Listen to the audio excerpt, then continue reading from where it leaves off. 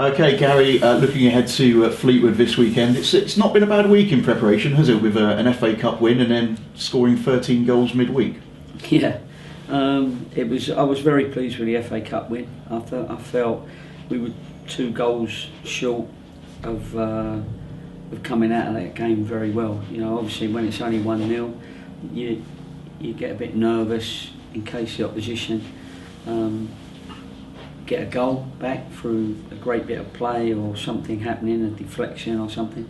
So you've always got to be at least 2 goals up going into the last sort of 10 minutes or so. But the boys see the game out quite well, and when you look at the review of the tape, when you know it was stayed 1-0, then we was quite comfortable and quite in control. So it's just live on the day, you get a bit nervous when it's only 1. You've only scored 1 goal at home so far this season in every game. You haven't scored any more than 1. Your strikers finding their shooting boots this week. It's come at a good time, hasn't it? Yeah. Sometimes you want to use those Somerset Cup games, for instance, you know, to play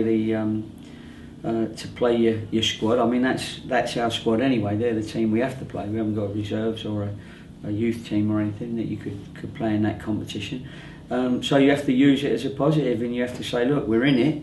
So, you know, if you can, try and get some goals. And I was a bit disappointed with the first half, not just because it was only 2, but because I didn't feel we were quite playing with any potency. We wasn't playing to score a goal. We were playing to keep possession, but not to score a goal. So I gave the lads a little bit of an ultimatum at half time, and they came out and well, scored 11 in the second half. But they were quality goals. It doesn't matter who you're coming up against.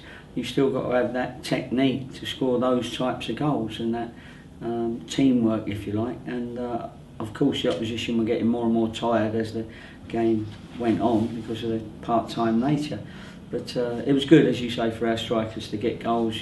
Geordie got his one against Crawley, so that was good. That's you know, got that problem off his back, and it's important now that he carries on from the. Did he get 3 the other night? I think he did, didn't he, or 2 or 3? And he's got to carry on now with that feeling that he's got to become prolific for us. He seems to have settled in very well since arriving at the club. Yeah, he has, and that's why you know we kept faith in him. Really, we didn't play him in one game because we were just going to play the one big one, Kiefer Moore up front. But it wasn't long before we had to bring him on, and so he hasn't missed many minutes. You know, we keep picking him in the hope that his game will come out, because his personality and his character is exactly what we want. Is he a bit of a very bubbly person lifting the whole place? No, I wouldn't say he was bubbly and lifting the whole place. He's quite quiet, but he's quite focused, and he listens. And despite coming from Man City, I think he's got it, what we're trying to do with him, and how we're trying to help him. And he also understands that it's a big jump from the under-21s to senior football. It is. And you know, I don't know how many under-21 managers realise that, but that's how it is. And it takes sometimes the boys that come out of the under-21s a little bit of time to get to grips with the league football, even though they've got undoubted ability. You mentioned Kiefer Moore there a minute ago, and how is he doing injury-wise? Because he's been struggling for fitness lately. Well, he's been struggling with fitness a little bit throughout the season because he doesn't. You know, it's very difficult for him to play 2 games on the trot. So, you know, we're looking into that. We're trying to get him fit. We're trying to obviously clear up his injury first, and then try and get him to a fitness where it's a professional fitness. At the moment, it's not, because he breaks down quite regularly. So. That will take a little bit of time, so we won't be seeing him for a little bit. Fleetwood on Saturday. They had a good start to the season, but they've stuttered slightly of late. At the start of the season, would you have looked at this game thinking that this is something that you'd like to pick up 3 points in? I think every game we look to pick up 3 points. You mustn't be frightened of anybody. You know what they say: play the game, not the name, as it were. And whoever you're playing, you've got to go out to win a football match, because if you go out to draw and you end up losing it, you think, well, we may as well have gone for the win. Now, with 3 points for a win, that's what we've got to do.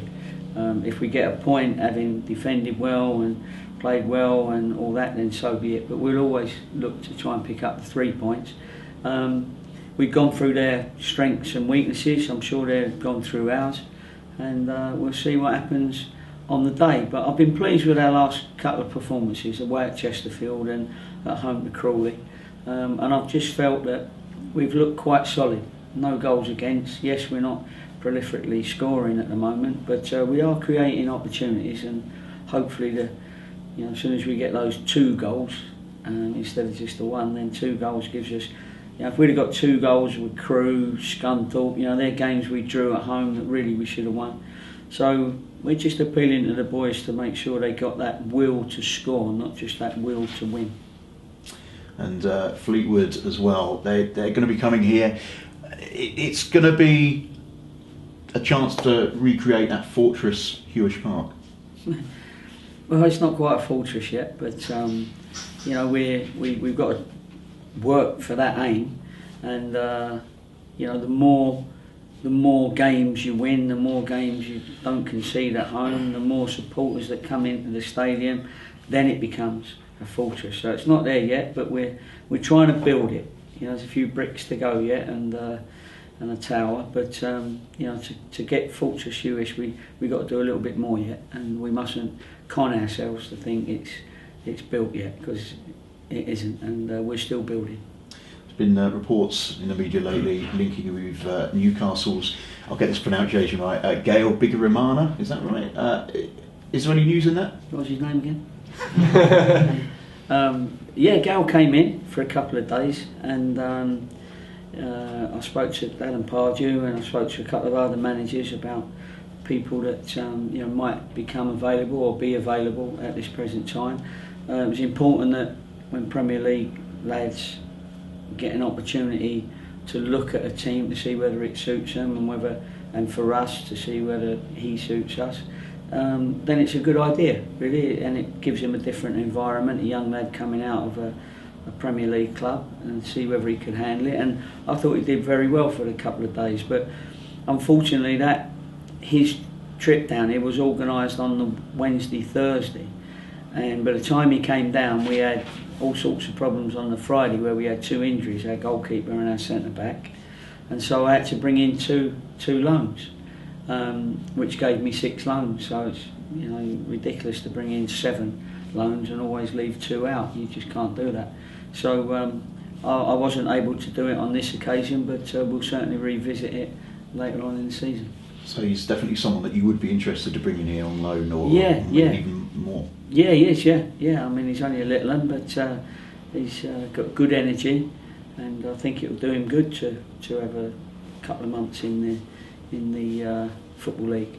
And I think he has been there before. He was at Coventry and got sold for $1 million or so, I think, up to Newcastle. But he's certainly one that we'll keep an eye on. And now we've met him, we know his personality, and he's a nice lad, good lad. Going back to the FA Cup, you mentioned in the past about finances here and how turnover and gates and the amount of fans you get can affect your signings and who you can bring in.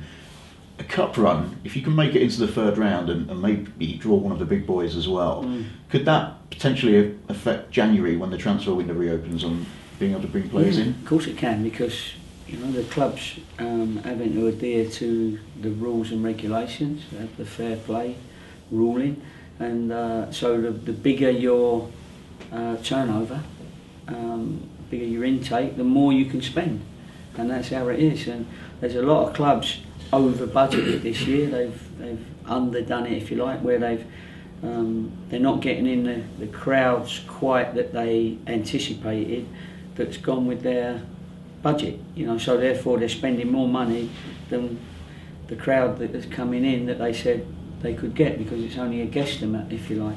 Whereas we're not a million miles away from our guess. We're a little bit below it, and we need to get that up by 500,000 people a game or so. So we've got to work very hard to do that. But at the moment we're managing it, if you like, and we're looking at it, and we've got to make sure that the club doesn't fall into any financial problems. So, but of course, the bigger the intake, the more we can spend on players, etc. Just got to get through the second round first.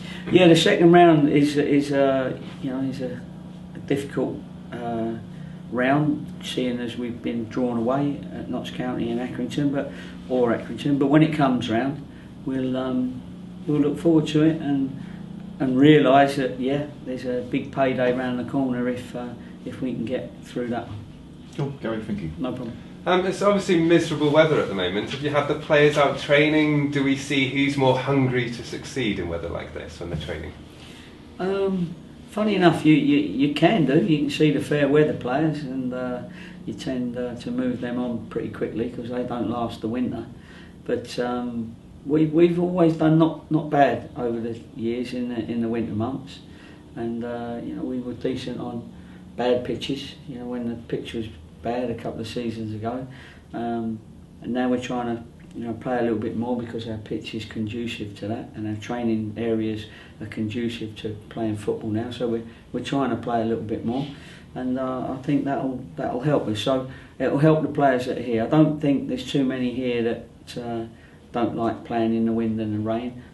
The wind and the rain just becomes difficult, and you've got to get on with it. It's interesting you should ask that question because we've been talking about that today, because we had a little 11v11 on the 3G out there, and it was horrible when the wind and the rain was coming horizontal into one team's face. And it was about the attitude of that team as to whether they could get through it. And if you remember the Leeds game here, when we had that one really windy day, I remember Marek not quite getting behind his kicks and really giving it a go and thinking, this is windy today, I'm going to have to get my head over it. Instead we was going, well, it's windy, and we clipped it up in the air, and it ended up back in our penalty area, and we lost the game in the end. I'm not blaming Marek on that day, but it was just that attitude of some players on the day against the wind. So we have to get them positive in all weathers. Thank you. Good question. Sticking about the conditions, that pitch saw 90 minutes on Tuesday. I understand that the groundsman was working on it tirelessly throughout the day. He's on it again now. Yeah. He still looks good for a mid-November pitch. The pitch has been great. Groundsmen don't get a lot of